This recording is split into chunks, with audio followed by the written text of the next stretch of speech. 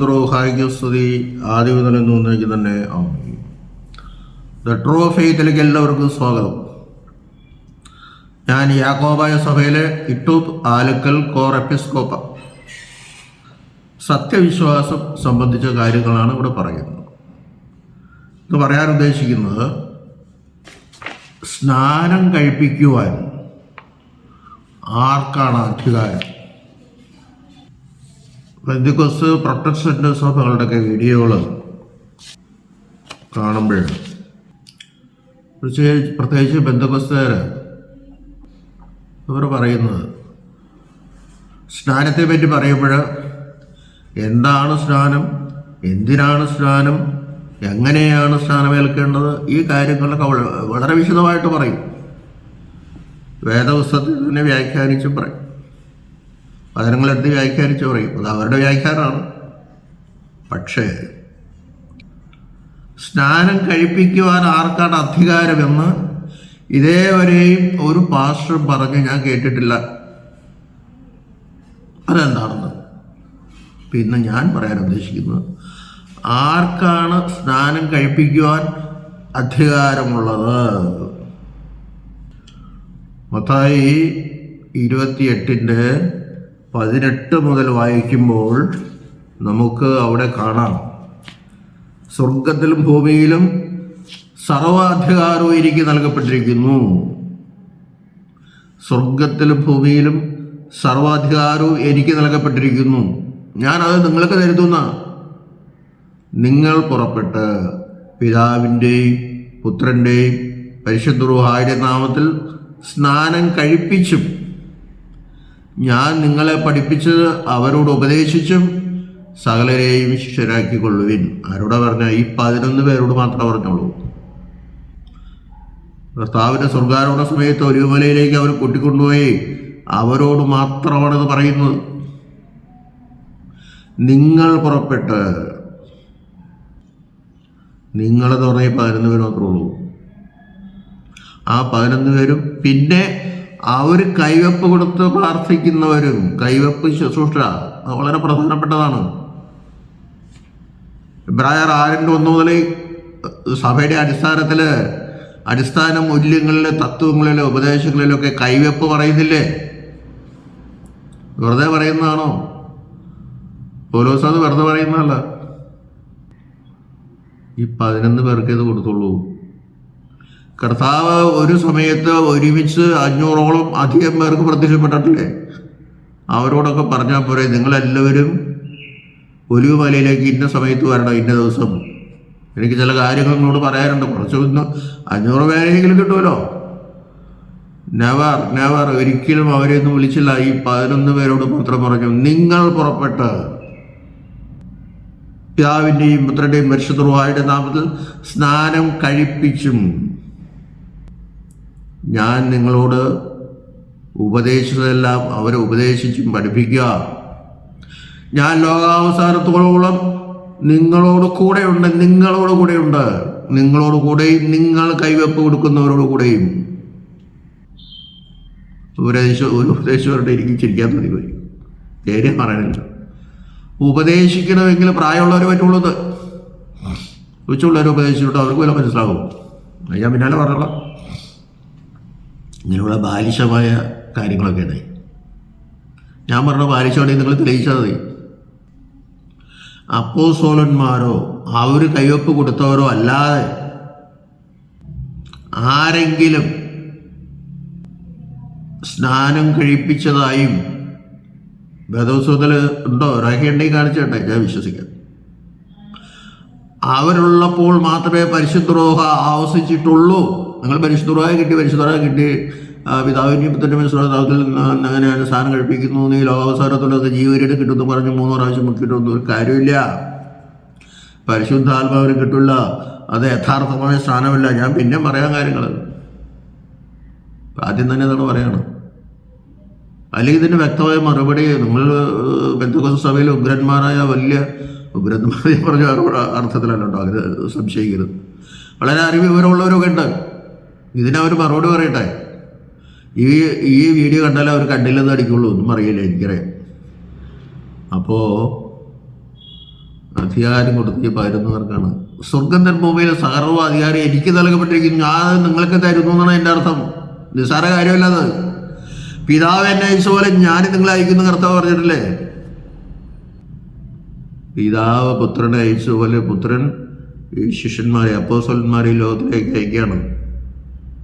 അവരുടെ അനുഭൂതി അവർക്ക് പരിശുദ്ധാത്മാവ് കൊടുത്തിട്ട് ഉയർത്തെഴുന്നേറ്റ ദിവസം കൊടുത്തു. പിന്നെ ആ സ്വർഗാരോഹണം ചെയ്യുന്ന സമയത്താണ് ഇത്രയും കാര്യങ്ങൾ പഠിപ്പിക്കുന്നതെന്ന് ശ്രദ്ധിക്കണം. പിന്നെ അപ്പോസ്തല പ്രവർത്തികൾ 13:3 വായിക്കുമ്പോൾ അവിടെ നമുക്ക് എന്ത് കാണാമെന്ന് ഓർക്കാം. അവിടെ ശൗലിനെയും ബർന്നബാസിനെയും സുവിശേഷ വേലയ്ക്ക് പറഞ്ഞു വിട്ടപ്പോൾ, ഞാനത് വായിക്കാം 13:3. അവർ കർത്താവിനെ ആരാധിച്ചും ഉപവസിച്ചും കൊണ്ടിരിക്കുമ്പോൾ ഞാൻ ബർന്നബാസിനെയും ശൗലിനെയും വിളിച്ചിരിക്കുന്ന വേലയ്ക്കായിട്ട് അവരെ എനിക്ക് വേർതിരിപ്പിരുന്ന് പരിശുദ്ധാത്മാവ് പറഞ്ഞു.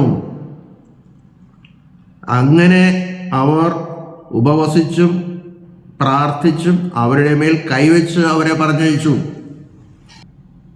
പരിശുദ്ധാത്മാവ് പറഞ്ഞിട്ടും എന്താ ലൂക്കോസ് പറയണത്? അവർ ഉപവസിച്ച് പ്രാർത്ഥിച്ച് അവരുടെ മേൽ കൈവച്ച് അവരെ പറഞ്ഞയച്ചു. അവർക്കാണ് ഉപദേശിക്കാൻ അധികാരം, അവർക്കാണ് സ്നാനം കൊടുക്കുവാനും അധികാരം, അവർക്കാണ് ജനങ്ങളെ ഉപദേശിക്കാനും അധികാരം. വേറെ ആർക്കും കൊടുത്തിട്ടില്ല പാസ്റ്റർമാരായ. നിങ്ങൾ എന്ത് പറഞ്ഞാലും അല്ലെങ്കിൽ അതിനുള്ള വേദവാക്യങ്ങൾ നിങ്ങളുടെ വേദപുസ്തകത്തിൽ തന്നെയാണ് പറയണത്. വിശുദ്ധ ഗ്രന്ഥം ഞാൻ ഇന്നും ഉപയോഗിക്കില്ല, നിങ്ങളുടെ വേദപുസ്തകത്തിൽ തന്നെ പറയണം, വേറൊന്നും ഞാൻ പറയണത്. അപ്പോൾ അത് ശ്രദ്ധിക്കണം. പിന്നെ നിങ്ങൾ അപ്പോസ്തല പ്രവർത്തികൾ 6 സേവാശ്രയോടൊപ്പം 7 ഷമ്മാശന്മാർ എങ്ങനെയാണ് വായിച്ച്? നിങ്ങളിൽ നിന്ന് പരിശുദ്ധാത്മാവ് കുറവുള്ളവരെ 7 പേരെ തിരഞ്ഞെടുക്കുക, ഞങ്ങൾ പ്രാർത്ഥിച്ച് അവരുടെ മേൽ കൈവയ്ക്കാമെന്നാണ് പറഞ്ഞത്. നിങ്ങൾ പറഞ്ഞത് അത്താഴം വിളമ്പാനും വിധവമാരെ സംരക്ഷിക്കാനൊന്നും അല്ലത്. അതിന് പരിശുദ്ധാത്മാവിന് നിറവ് വേണ്ട. വിധവമാരെ സംരക്ഷിക്കാനും അത്താഴം വിളമ്പാനും കഞ്ഞി വെച്ച് കൊടുക്കാനൊന്നും. എൻ്റെ സഹവാരോസ് കഞ്ഞി കൊടുക്കാനാണ് നിന്ന് അവൻ പോയി സുവിശേഷം പ്രസംഗിക്കുകയല്ല ചെയ്തത്, കർത്താവിന് വേണ്ടി മരിക്കുകയല്ല ചെയ്തത്. അതൊന്നും നിങ്ങൾ പറയില്ലല്ലോ. അതൊന്നും നിങ്ങൾ പറയില്ല. ഞങ്ങൾ മേശമേൽ ശുശ്രൂഷിക്കുക, ഞങ്ങൾക്ക് സമയമില്ല, ഞങ്ങൾ വചനം പ്രസംഗിക്കാൻ പോകണം. മേശമേലുള്ള ശുശ്രൂഷ എന്ന് പറയുന്നത് എന്നാ? ഈ അപ്പം മുറിക്കൽ അല്ലെങ്കിൽ വിശുദ്ധ കുർബാനയാണത്. അല്ലാണ്ട് മേശമേൽ ചോറ് വിളമ്പി കൊടുക്കാനല്ലത്. എന്ത് ബാലിശമാണ് നിങ്ങൾ പഠിപ്പിക്കുന്നത്, നിങ്ങളുടെ വ്യാഖ്യാനങ്ങളൊക്കെ. വിശുദ്ധ കുർബാന അനുഷ്ഠിക്കുന്നതിനുള്ള പ്രാരംഭ പട്ടത്തോടെ അവർക്ക് കൊടുത്തത്. പിന്നീട് അവരെ ശിഷ്യന്മാരാക്കിയിട്ടുണ്ടാവും, അത് വ്യക്തമായിട്ട് പറയുന്നില്ലെങ്കിലും, അല്ലെങ്കിൽ ഷമ്മാശന്മാരാക്കേണ്ട കാര്യമില്ല. പിന്നെ യോഹന്നാൻ 6:44 എന്താ പറഞ്ഞിരിക്കുന്നതെന്ന് അറിയാമോ? യോഹന്നാൻ 6:44 നിങ്ങൾ പറയില്ലേ, എനിക്ക് എൻ്റെ കർത്താവിനോട് അപേക്ഷിക്കാനായിട്ട് പ്രാർത്ഥിക്കാനായിട്ട് എനിക്ക് വേറെ ആരുടെ സഹായം വേണ്ട. എല്ലാം വലിയ പാസ്റ്റർമാരെല്ലാവരും പറയും, എനിക്ക് കർത്താവിനോട് നേരിട്ട് അപേക്ഷിക്കാം, ഒരു കുഴപ്പമില്ല.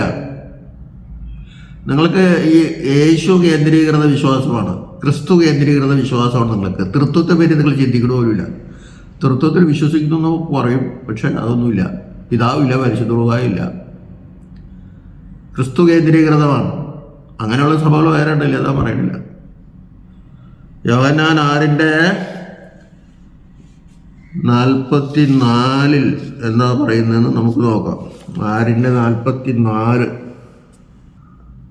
യേശു അവരോട് ഉത്തരം പറഞ്ഞത്, നിങ്ങൾ തമ്മിൽ പിറുപിറുക്കേണ്ട. എന്നെ അയച്ച പിതാവ് ആകർഷിച്ചിട്ടല്ലാതെ ആർക്കും എൻ്റെ അടുക്കൽ വരുവാൻ കഴിയുകയില്ല. ഞാൻ സ്വർഗത്തിൽ ഇറങ്ങി വന്ന അപ്പമാകുന്നൊക്കെ പറഞ്ഞപ്പോഴാണ്. ഈ സന്ദർഭങ്ങളൊക്കെ എനിക്കറിയാം, നിങ്ങൾക്കും അറിയാം. എൻ്റെ പിതാവിനാൽ ആകർഷിക്കപ്പെടാതെ ആർക്കും എൻ്റെ അടുക്കൽ വരാൻ സാധ്യമല്ലെന്ന്. നീ ഒറ്റയ്ക്കാണ് യേശുവിനെ വിളിക്കാന്ന് ഞാൻ സാധ്യമല്ല. പിതാവിനാൽ നീ ആകർഷിക്കപ്പെടണം. അതിന് ശരിയായ മാമോദീസ സ്വീകരിക്കണം. അല്ലാതെ ഒരു ആകർഷണം പിതാവിന് ഉണ്ടാവില്ല. പിതാവ് ഇതിനെ നോക്കിയിട്ട് പറയും, നീ ശരിയായ മാമോദീസ സ്വീകരിച്ചിട്ടില്ല. മാമോദീസ എന്നുള്ള പേര് വേദോസലില്ലോ എന്ന് പറഞ്ഞൊരു പാവം പെണ്ണ് എന്നോട് ഒരുപാട് തർക്കിച്ചു. മോളെ, സ്നാനം എന്ന് പറഞ്ഞാലും മാമോദീസ എന്ന് പറഞ്ഞാലും ഒന്നാണ്. മാമോദീസ ഒരു സുറിയാനി വാക്കാണ്. ഞങ്ങളുടെ ഗ്രന്ഥത്തിൽ മാമോദീസ എന്നുണ്ട്. അത് നിങ്ങൾ വിശ്വസിക്കണ്ട. നിങ്ങൾ ആരോടെങ്കിലും ചോദിച്ചു നോക്ക്. ഇങ്ങനെയൊക്കെയാണ് ഈ പാർശ്വന്മാരവരെ പഠിപ്പിക്കുന്നത്. 30 വയസ്സിലല്ലേ കർത്താവ് മാമോദീസ വയ്ക്കുന്നത്. നിങ്ങളെന്തിനെ കൊച്ചുകുട്ടികളെ മാമോദീസ വെക്കുന്നതെന്ന് ചോദിച്ചാൽ എന്തായാലും അവരോട് ഉണ്ട്. അപ്പോൾ ഞാൻ ചോദിച്ചു, നിങ്ങൾ 30 വയസ്സിലാണോ മാമോദീസ കൊടുക്കുന്നത്? അതല്ല. അപ്പോൾ പിന്നെന്താ? നമുക്ക് ഒറ്റയ്ക്ക് സംസാരിക്കാം. ഞാൻ സംസാരിക്കാം. അങ്ങനെ അവർ തടിയപ്പോൾ അവിടെ പോയി. അപ്പോൾ പിതാവ് നോക്കിയിട്ട് പറയണം, ഇവൻ അല്ലെങ്കിൽ ഇവൾ, ഇവൻ എന്ന് പറഞ്ഞാലും മതി, കർത്താവിൻ്റെ മണവാട്ടിയാകാൻ, എൻ്റെ പുത്രൻ്റെ മണവാട്ടിയാകാനുള്ള യോഗ്യത ഇവരുണ്ടോ? അങ്ങനെയുള്ളവരെ മാത്രമേ പിതാവ് ആകർഷിക്കുകയുള്ളൂ. അല്ലാതെ വെറുതെ കർത്താവേറ്റ മാമോദീസ, യോഹന്നാൻ്റെ മാനസാന്തരത്തിൻ്റെ മാമോദീസ, കർത്താവിനുള്ള മാനസാന്തരം വേണം. നിങ്ങളും ഇതുപോലെ എന്ന് വെച്ച് കഴിഞ്ഞാൽ കർത്താവേറ്റ മാമോദീസ അല്ല. കർത്താവേറ്റ മാമോദീസ കേൾക്കാൻ പറഞ്ഞിട്ടില്ല. യോഹന്നാൻ എന്ന് പറഞ്ഞു, ഇവൻ നിങ്ങളെ പരിശുദ്ധാത്മാവ് കൊണ്ടും അഗ്നി കൊണ്ടും സാധനം നൽകും. അപ്പം അവൻ്റെ സാധനമാണ് നമ്മൾ സ്വീകരിക്കേണ്ടത്, യോഹന്നാൻ്റെ സാധനമല്ല. വെള്ളത്തിൽ പോയി മുങ്ങി കർത്താവ് മുങ്ങി എന്നുള്ളതിന് എന്തെങ്കിലും തെളിവുണ്ടോ? ഫിലിപ്പോസ് ഷണ്ണനെ മാമോദീസ സ്നാനം കൊടുത്തപ്പോൾ അവരെ വെള്ളത്തിൽ മുക്കി എന്നതിനകത്ത് പറയണ്ടോ? നിങ്ങൾ പറയണോ സഭ സ്ഥാപിച്ചത് പെന്തിക്കോസ്ത് സ്വർണ്ണം, ഞങ്ങളങ്ങനെ പറയണല്ലോ. അതുകൊട്ടെ അന്ന് പരിശുദ്ധാത്മാവ് ഇറങ്ങി വന്ന് 3000-ഓളം ആളുകൾ മാമോദീസ ഏറ്റു, അല്ലെങ്കിൽ സ്നാനമായിട്ടു, അങ്ങനെയായിട്ട് പറഞ്ഞോ? അവരെല്ലാവരും വെള്ളത്തിൽ മുക്കി എന്നുള്ളതിന് അവിടെ തെളിവുണ്ടോ? പറഞ്ഞിട്ടുണ്ടോ? ആ മരുഭൂമിയിൽ ഈ 3000 എണ്ണത്തിന് മുക്കാൻ അവിടെ ഉള്ള സൗകര്യം ഉണ്ടോ ഇല്ലെന്ന് എനിക്കറിയില്ല. അങ്ങനെ ഉണ്ടെന്ന് എനിക്ക് തോന്നണമില്ല. മുക്കിന്ന് അവിടെ പറയണമില്ല. നിങ്ങളെ സ്നാനം കേൾക്ക്. അപ്പം മാമോദീസ അല്ലെങ്കിൽ ബാപ്റ്റിസ്മ അതൊരു ഗ്രീക്ക് വാക്കാണ്. അത് തളിക്കുക, കഴുകുക, മുങ്ങുക എന്നൊക്കെ അർത്ഥമുണ്ട്. ഞങ്ങൾ കുട്ടിയെ മാമോദീസ തൊട്ടിയിലിരുത്തി. അത് അതിനെപ്പറ്റി ഞാൻ വേറെ ഒന്നും പറയണില്ല. മുക്കി അതിൻ്റെ തലയിലൊക്കെ വെള്ളം കോരി ഒഴിച്ച് ശരിക്കും മുങ്ങിയ രീതിയിൽ തന്നെയാണ് എടുക്കുന്നത്. ആ മാമോദീസ വെള്ളത്തിൽ അവൻ മരിക്കുകയാണ്, ക്രിസ്തുവിനോടുകൂടെ അടക്കപ്പെടുകയാണ്. അവൻ ജീവൻ്റെ പുതുക്കം പ്രാപിച്ച് പഴയ മനുഷ്യനെ ഉരിഞ്ഞളഞ്ഞ് എഴുന്നേറ്റ് വരികയാണ്. അങ്ങനെ അച്ഛൻ തലയിൽ കഴിക്കുന്നു. അവൻ ആദ്യത്തെ പട്ടത്തെ കൊടുക്കുകയാണ്. അവൻ മൂറോമുഷമാണ്. മൂറോരൊക്കെ നിങ്ങൾ കളിയാക്കും, അത് കളിയാക്കാൻ കുഴപ്പമൊന്നുമില്ല. അങ്ങനെ ആദ്യത്തെ പട്ടത്തും കൊടുത്ത് അഭിഷേക തൈലം. യഹോവ മോശയോട് പറഞ്ഞു, അഹറോനെ അഭിഷേക തൈലം ഒഴിച്ച് ശുദ്ധീകരിക്കണം. പുറപ്പാട് 30 വായിക്കുകയും നീ തന്നെ അതുണ്ടാക്കണം. മോശയോട് ദൈവം കൽപ്പിച്ച പരിശുദ്ധ സഭയുടെ സുപ്രീം ഹെഡാണ് ഈ അഭിഷേക തൈലം ഉണ്ടാക്കേണ്ടത്. അതാണ് മോറോൻ്റെ ഒരു പ്രതീകം. മോറോനെ കളിയാക്കേണ്ടവർ കളിയാക്കിക്കോട്ടെ, ഇതൊന്നും അവനറിയാൻ പാടില്ല. ഒരു വലിയ ഭാഷ പറഞ്ഞേ, മോശ ബലിയർപ്പിച്ചിട്ടില്ല, പച്ചക്കള്ളം എന്നൊക്കെ പറഞ്ഞ് ഞാനൊരു പേര് പറയണില്ല. വലിയ ITI ന്യൂസിൽ സുനിൽ മാത്യുവിനോടൊക്കെ പറയണം, കള്ളം. ആണ്ടിനൊരിക്കൽ പാപപരിഹാര ദിവസം 7-ാം മാസം 10-ാം തീയതി മഹാപുരോഹിതനായ മോശ അതിവിശുദ്ധ സ്ഥലത്ത് ധൂപത്തോടുകൂടി പോയി പ്രാർത്ഥിക്കുന്നു. ധൂപം എടുത്തുകൊണ്ടപ്പോൾ അവിടെ ദൈവം ഇറങ്ങി വരുന്നു. അതിവിശുദ്ധ സ്ഥലം പുക കൊണ്ട് നിറയുന്നു. ജനം ഇത് കാണുന്നു. ദൈവം ഇറങ്ങി വന്നിരിക്കുന്നു. ദൈവം മോശയോട് സംസാരിക്കുന്നു. ദൈവം മോശയോട് പറഞ്ഞത് മോശ ജനത്തോട് പറയും. അവിടെ ഒരു ബലിയർപ്പണം നടക്കുന്നുണ്ട്. ആടുകളെ, കുഞ്ഞാടുകളെ കൊന്നിട്ടല്ല. മഹാപുരോഹിതന് മാത്രമേ അത് സാധിക്കുകയുള്ളൂ. ആണ്ടിലൊരിക്കലേ അവനകത്ത് പ്രവേശിക്കുകയുള്ളൂ. അതിന് വിശുദ്ധനായിട്ട് പ്രവേശിക്കണം, അല്ലെങ്കിൽ അവിടെ മരിച്ചു വീഴും. അതുകൊണ്ടാണല്ലോ ഇടക്കെട്ടൊക്കെ കെട്ടി അയക്കുന്നത്, മരിച്ചു വീണ് കഴിഞ്ഞാൽ മരിച്ചെടുക്കാൻ വേണ്ടിയിട്ട്. അതുകൊണ്ട് മോശയ്ക്ക് പട്ടത്വമില്ല, ആചാര്യത്വമില്ല എന്ന് പറയരുത്. അഹറോനെ അഭിഷേക തൈലം പൂശാനും അവനെ തൊപ്പി വെപ്പിക്കാനും തലപ്പാവ് ധരിപ്പിക്കണം, ഇതൊക്കെ മോശയെ കൊണ്ട് ജയിച്ചെങ്കിൽ മോശയ്ക്ക് പട്ടത്വമില്ലേ, ആചാര്യത്വം ഇല്ലേ?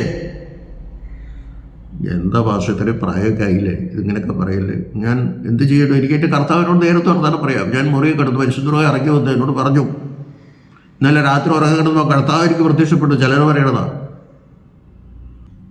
യാതൊരു അർത്ഥമില്ലാത്ത ബാലിശമായ കാര്യങ്ങൾ പറഞ്ഞ് ജനത്തെ പഠിപ്പിക്കരുതെന്നാണ് എൻ്റെ അപേക്ഷ. ഞാൻ ആരെയും കുറ്റം പറയുന്നതല്ല, ഇത്ര വികാരത്തിലൊക്കെ പറഞ്ഞു കാണും. കാരണം ഞാൻ പറയുന്നത് സത്യമാണെന്ന് എനിക്കറിയാം. യാക്കോബായ സഭയുടെ വിശ്വാസമാണ് എന്ന് പറയുന്നത്.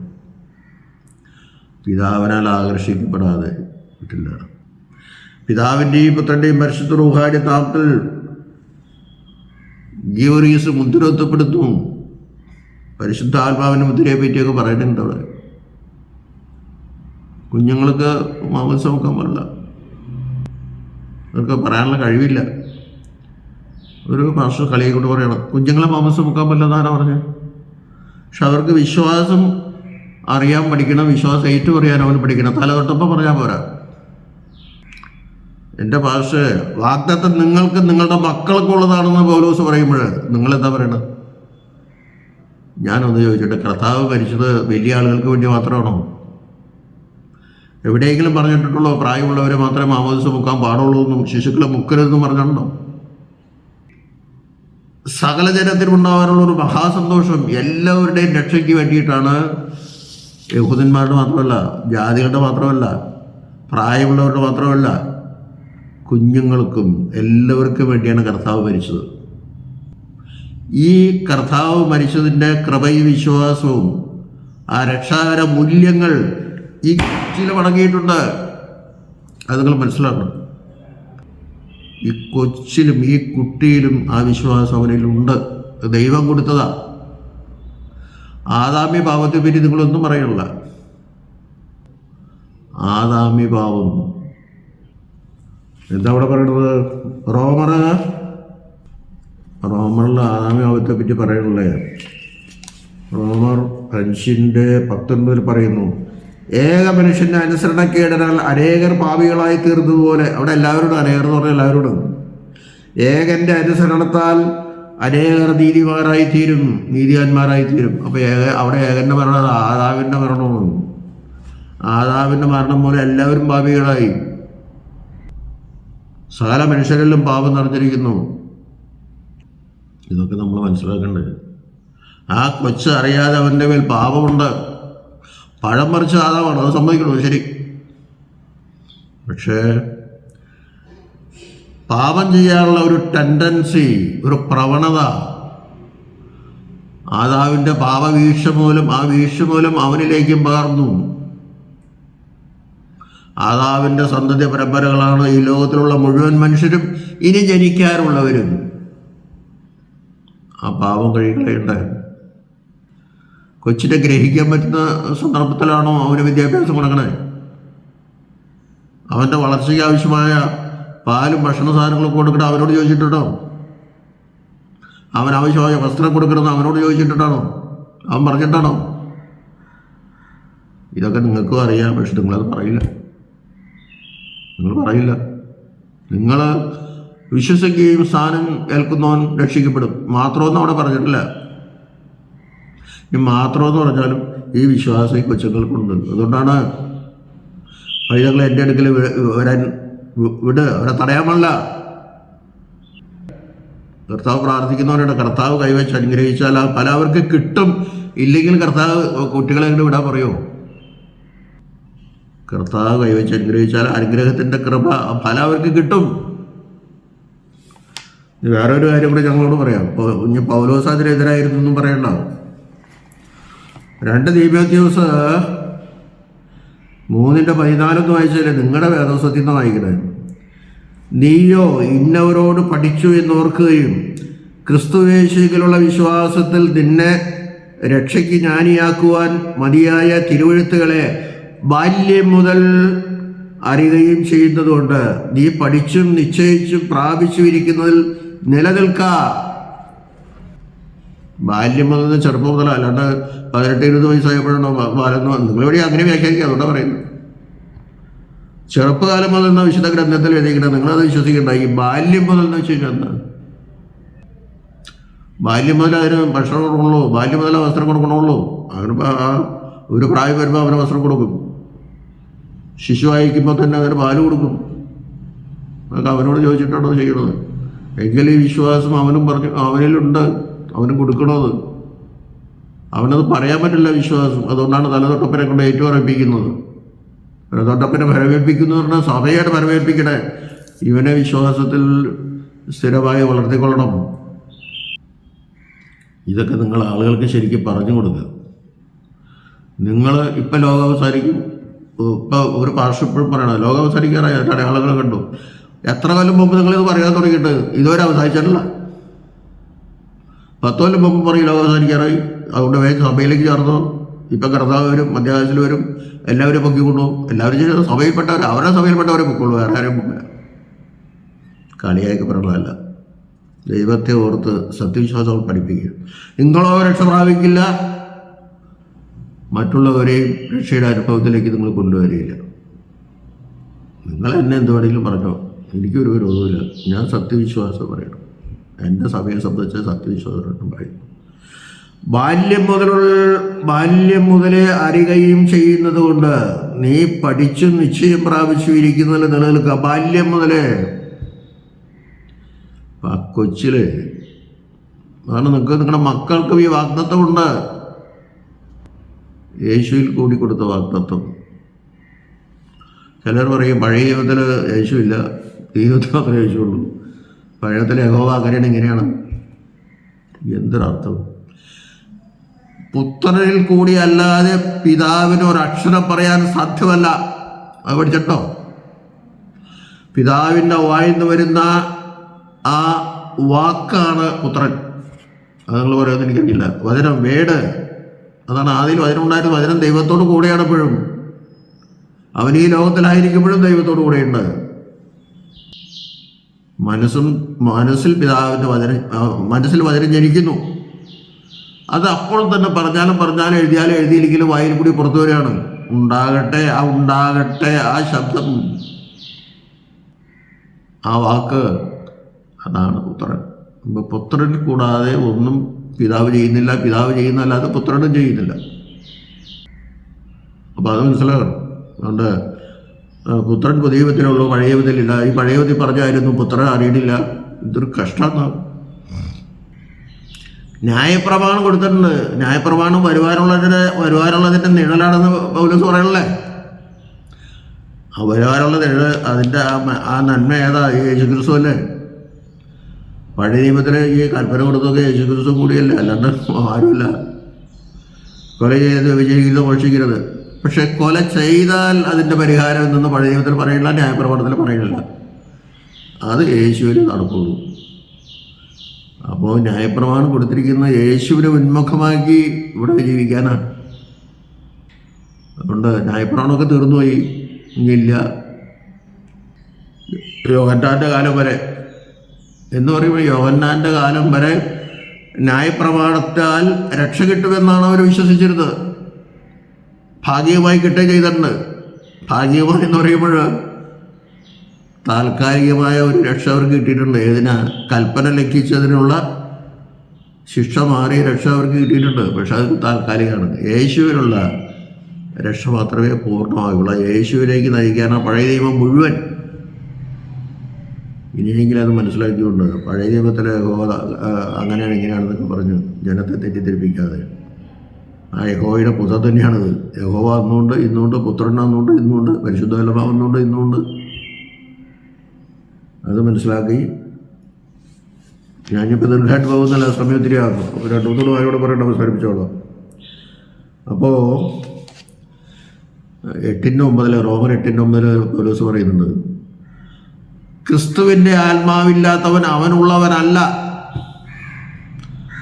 ആത്മാവ് ലഭിക്കണമെങ്കിൽ ഈ മാമോദിസ ശരിയായ കൈവെപ്പുള്ളവൻ നടത്തണം. മാമോദിസ സ്നാനം കഴിപ്പിക്കുവാൻ അധികാരമുള്ളത് അപ്പോസ്തലന്മാർക്കും അവർ കൈവെപ്പ് കൊടുത്ത ശരിയായ കൈവെപ്പുള്ള മൂപ്പന്മാർ, ശിഷ്യന്മാരെന്നൊക്കെ പറയുന്നവരാണ്. ഈ ധൃതിപ്പെട്ട ആരുടെ മേലും കൈവയ്ക്കരുത്.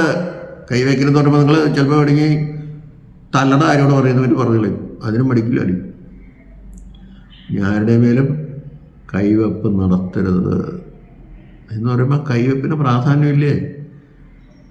ഞാൻ നേരത്തെ പറഞ്ഞില്ലയോ, അപ്പോസ്തലന്മാരുടെയോ അല്ലെങ്കിൽ അപ്പോസ്തലന്മാരുടെ കൈവച്ചുള്ളവരുടെയോ സാന്നിധ്യത്തിലല്ലാതെ പരിശുദ്ധ റൂഹായി ഇറങ്ങി വന്നിട്ടില്ല. ഇപ്പോഴും ഇറങ്ങി വരില്ല, അന്ന് ഇറങ്ങി വന്നിട്ടില്ല. AD 1500 വരെ ഈ വിശ്വാസ സഭയിൽ നിലനിന്നത്. ഈ 500 കൊല്ലം കൊണ്ട് ഈ നവീകരണ സഭകൾ ഒന്നാണ് ഇതൊക്കെ കളഞ്ഞു കുളിച്ചത്. സാത്താൻ്റെ വലിയൊരു പ്രവർത്തനമാണ് ഇവിടെ നടക്കുന്നത്. നിങ്ങൾ തന്നെ എന്തുവേണമെങ്കിലും പറഞ്ഞു, എനിക്ക് വിരോധമൊന്നുമില്ല. അതുകൊണ്ട് കപടഭക്തിക്കാരായ ശാസ്ത്രന്മാരും പരീക്ഷന്മാരും ഉള്ളവരെ, നിങ്ങൾ രക്ഷ പ്രാപിക്കില്ല, മറ്റുള്ളവരെയും രക്ഷ പ്രാപിക്കാൻ നിങ്ങൾ അനുവദിക്കില്ല എന്ന് പറയുന്ന പോലെ പാവം ജനത്തെ പറ്റിക്കാതെ അവരെ സത്യവിശ്വാസം പിടിപ്പിച്ച് രക്ഷയുടെ അനുഭവത്തിലേക്ക് കൊണ്ടുപോകും. അല്ലാതെ ഇതുകൊണ്ടൊന്നും നിങ്ങൾ പറയുന്നതിൽ യാതൊരു അർത്ഥവുമില്ല. ശരിയായ സ്നാനം കഴിപ്പിക്കുവാൻ അധികാരമുള്ളവൻ ഈ 11 ശിഷ്യന്മാരും അവർ പട്ടം കൊടുത്തവരും കൈവെപ്പ് കൊടുത്തവരും. സഭയുടെ തലവനാൽ മുടക്കപ്പെട്ടിട്ടുണ്ടെങ്കിൽ ആ കൈവെപ്പിന് യാതൊരു സാധുതയുമില്ല. നിങ്ങൾ ഇപ്പോൾ സ്വന്തം സഭയുണ്ടാക്കാം, നിങ്ങൾക്ക് എന്തും പഠിപ്പിക്കാം, നിങ്ങൾക്ക് എന്തും ചെയ്യാം, യോഹന്നാൻ്റെ മാമോദീസം കൊടുക്കാം, എന്തും ചെയ്യാം. ഇങ്ങനെ സകല രീതിയിൽ നടക്കുന്നത് നമുക്ക് ഉചിതം. കർത്താവിന് ഒരു ആവശ്യമില്ല, മാമോദീസമൊക്കെ ആവശ്യമില്ല. പക്ഷേ നാം ചെയ്യേണ്ട കാര്യങ്ങളൊക്കെ കർത്താവ് ചെയ്തു. കർത്താവ് ആരെയും മാമോദീസം വയ്ക്കിട്ടില്ല. നിങ്ങൾ പിതാവിൻ്റെയും പുത്രൻ്റെയും പരിശുദ്ധ റൂഹായുടെ നാമത്തിൽ മാമോദീസം തുങ്ങാൻ, ക്രിസ്തുവിൻ്റെ നാമത്തിൽ മാമോദീസം തുങ്ങാൻ ശിഷ്യന്മാർ പറഞ്ഞു, അപ്പോസ്തലന്മാർ പറഞ്ഞതൊക്കെ അന്ന് ക്രിസ്തുവാണ് ഒരു വിവാദ പുരുഷൻ. അതുകൊണ്ടാണ് ക്രിസ്തുവിൻ്റെ നാമത്തിൽ പറഞ്ഞത്. പക്ഷെ മാമോദീസം കൊടുക്കുമ്പോൾ പിതാവിൻ്റെയും പുത്രൻ്റെയും പരിശുദ്ധ റൂഹായുടെ നാമത്തിൽ തന്നെയാണ് ശിഷ്യന്മാരും ഈ കൈവെപ്പുള്ളവരൊക്കെ ചെയ്തത്. അത് നിങ്ങൾ മനസ്സിലാക്കണം. മനസ്സിലാക്കിയില്ലേ എനിക്കൊരൊന്നുമില്ല. പലരും പകരം അവർ വീണ്ടും ക്രിസ്തുവിൻ്റെ നാമത്തിലാണ്, ക്രിസ്തുവിൻ്റെ നാമത്തിൽ അതിർന്ന് ഇതിർന്നത്. അങ്ങനെയാണെങ്കിൽ കർത്താവിന് 28-10-18 മത്തായി പറഞ്ഞ പോലെ ആ വചനപ്രകാരം പുത്രൻ്റെ നാമത്തിൽ മാമോദീസം വെക്കാൻ പറഞ്ഞാൽ പോലെ കർത്താവിന് അങ്ങനെയല്ല പറഞ്ഞ പിതാവിൻ്റെയും പുത്രൻ്റെയും പരിശുദ്ധ റൂഹായുടെ നാമത്തിൽ സ്നാനം കഴിപ്പിച്ചും. പിന്നെ വേറെ സുവിശേഷങ്ങൾ പറയുന്നുണ്ട്, വിശ്വാസം വന്നിട്ട് സ്നാനം കഴിപ്പിച്ചാൽ മതി. നമ്മളങ്ങനെയാണ്, പ്രായമുള്ളവരാണ് മാമോദീസം വെക്കണമെങ്കിൽ അവരെ വിശ്വാസം പഠിപ്പിച്ചിട്ട് ഒക്കെയാണ് മാമോദീസം വെക്കുന്നത്. അതുകൊണ്ട് ശിശുക്കളെ തള്ളിക്കളയരുത് ഒരിക്കലും. അവർ സ്നാനമേൽക്കാതെ മരിച്ചുപോയാൽ ആരാണ് ഉത്തരവാദി? പിന്നെ നിങ്ങൾ പറയും ഞങ്ങൾ ആൺകുട്ടിക്ക് 40 ദിവസവും പെൺകുട്ടികളൊക്കെ 80 ദിവസം കഴിഞ്ഞ് ഞങ്ങൾ മുക്കാറുള്ളൂ. അതിന് മുമ്പ് മരിച്ചു പോയി കഴിഞ്ഞാൽ അങ്ങനെ നിയമം അങ്ങനെ പറയണം, കർത്താവ് അങ്ങനെ പറയണം, യഹോവ അങ്ങനെ പറഞ്ഞു. അതിന് മുമ്പ് മരിച്ചു പോയാലേ അവരുടെ കാര്യം ദൈവം നോക്കും. അല്ലാണ്ട് 18 വയസ്സിന് മുമ്പ് വിശ്വാസം ഏറ്റുപറയുമ്പോൾ മരിച്ചു പോയി കഴിഞ്ഞാൽ അവർക്കൊക്കെ രക്ഷ കിട്ടുമെന്ന് ദൈവം പറഞ്ഞിട്ടില്ല. സഭ ഞങ്ങളുടെ സഭയെ പഠിപ്പിക്കില്ല. പിന്നെ മാമോദീസ പലതരത്തിലുണ്ട്, അതിനകത്ത് ഞാൻ കണക്കുന്നില്ല. ആഗ്രഹത്തിൻ്റെ മാമോദീസ അതൊക്കെ വേറെ കാര്യമാണ്. എനിക്കൊരു മാമോദീസ മുങ്ങാനുണ്ടെന്ന് കർത്താവ് പറയണുള്ളായിരുന്നു. അത് രക്തത്താലുള്ള മാമോദീസ, അതൊക്കെ നിങ്ങൾക്കറിയാമല്ലോ. അങ്ങനെ വിശുദ്ധന്മാരുണ്ട്, അവരാ മാമോദീസ കിട്ടിയില്ലെങ്കിൽ ആ രക്തത്താലുള്ള മാമോദീസ അവർ മുങ്ങിയവരാണ്. നമ്മളും രക്തത്താലുള്ള മാമോദീസ മുങ്ങാൻ കടപ്പെട്ടവരാണ്. യേശുവിന് വേണ്ടി മരിക്കാൻ നമ്മളും തയ്യാറാകണം. മാമോദീസ യേശുവിനോട് ചേരാനാണ്, സ്വർഗം കിട്ടാനല്ല. സ്വർഗം കിട്ടണമെങ്കിൽ പ്രധാന പടി ഇതാണ്. പക്ഷെ ആ വിശ്വാസം നിലനിർത്തിക്കൊണ്ട് വരണം, അല്ലെങ്കിൽ ഞങ്ങൾക്കില്ല. 8-ാം ദിവസം പരിശുദ്ധനായിട്ട കർത്താവ് ദൈവമല്ല പറഞ്ഞ് പരിശോധനയാക്കണമെന്ന്. കർത്താവ് പരിശോധനയായിട്ടില്ലേ, അവൻ പിന്നെ മാമോദീസ മുങ്ങിയില്ലേ. പക്ഷെ പിന്നെ വരുന്നവർക്ക്, ജാതികൾക്ക് മാമോദീസ മുങ്ങിയാൽ മതി, പരിശുദ്ധന വേണ്ടെന്ന് സഭ തീരുമാനിച്ചു. സഭയ്ക്ക് അതിന് അധികാരമുണ്ട്. ഞാൻ ദീർഘമായിട്ട് പോകുന്നില്ല. ഒറ്റ കാര്യം മാത്രമേ ഉള്ളൂ. ഈ 11 അപ്പോസ്തലന്മാർക്കും അവർ കൈവെപ്പ് കൊടുത്ത് ആ കൈവെപ്പ് പിന്തുടരുന്ന ആളുകൾക്കല്ലാതെ ഒരാൾക്കും സ്നാനം കഴിപ്പിക്കുവാൻ അധികാരമില്ല. അങ്ങനെ കൊടുത്താൽ തെറ്റാണ്. അവിടെ പരിശുദ്ധാത്മാവ് ഇറങ്ങി വരില്ല. യാതൊന്നും സ്നാനത്തിൻ്റെ മൂല്യങ്ങളോ ഗുണങ്ങളോ അവർക്ക് ലഭിക്കില്ല. വെള്ളത്താലും ആത്മാവാലും സ്നാനം കിട്ടണം. ചിലർ വെള്ളം വചനമെന്നൊക്കെ പറഞ്ഞുകൊണ്ട് വരുന്നവരുണ്ടോ? കർത്താവിനറിയാൻ പോലെ അത് അങ്ങനെയാണെങ്കിൽ വചനത്താലും ആത്മാവിനാലും കർത്താവ് പറഞ്ഞാൽ പറയും, ഇതിനെ വെള്ളത്തിനാരും പറയണം. ദീർഘാവിന് സംസാരിക്കുന്നില്ല. ഇങ്ങനെ ചെയ്യുക. ഇതാണ് സത്യവിശ്വാസം, ഇതാണ് സത്യം. ദൈവം നമ്മെല്ലാവരെയും അനുഗ്രഹിക്കട്ടെ.